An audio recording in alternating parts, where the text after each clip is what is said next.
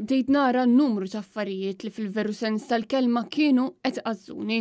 Ex-qar John Attard Montalto, l-ex MP tal-Partit Laburista, waqt intervista li kellu mal-Gazzetta Il-Mument, fin tkellem dwar kif il-Partit Laburista inħataf minn ċertu nies. Mal-Mument Attard Montalto ddikjara wkoll illi lil Defni Caruana Galizja qatluha għaliex kellha l-kuraġġ li tikxef il-ħniżrijiet li kienu qed isiru fil-politika. Mistoqsi dwar dawn l-aħħar 12 sena, l-ex MP tal-Labor fisser kif rajna stejjer taħtif bla razan u ma skludix li possibilment hemm oħrajn li għadna ma smajna xejn dwarhom. John Attard Montalto li ħadem viċin ħafna kemm tal-ex Prim Ministru Mintoff u l-ex Prim Ministru Sant qal illi tnejn li huma kienu mexxejja retti li żgur ma kinux lesti li jisirqu lill-poplu Malti u Awċi.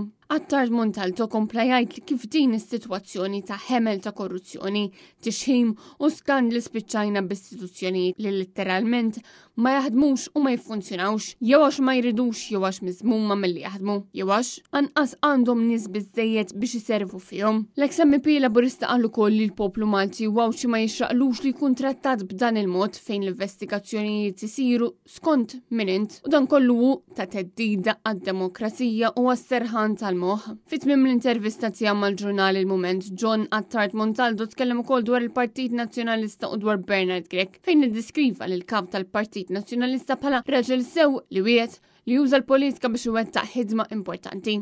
Kif wara kollox jixraq lill-Gżejjer Maltin.